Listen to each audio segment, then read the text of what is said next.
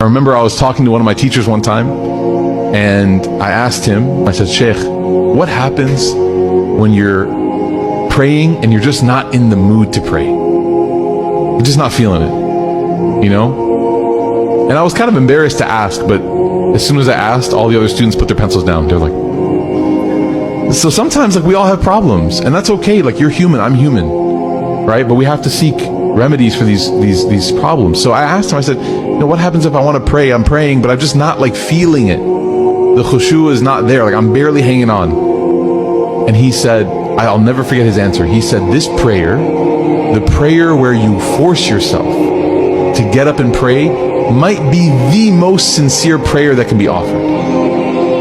I was shocked. I was like, did I understand him correctly? And then I go, Sheikh, I said, I think I misheard you, Sheikh.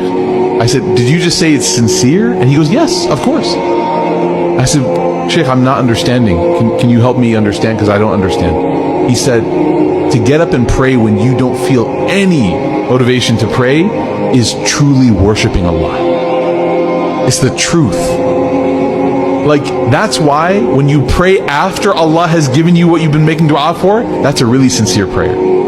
He said, we don't worship feelings, we worship Allah.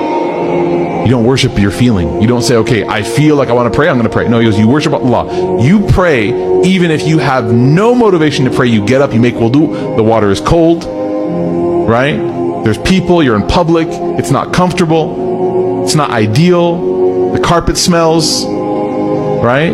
You do it. Or anytime you're in a situation that it's not fitting you perfectly, remember that your worship of Allah in that moment is the most sincere worship. You're sticking it through. You're doing it for nothing else. There's no side reason.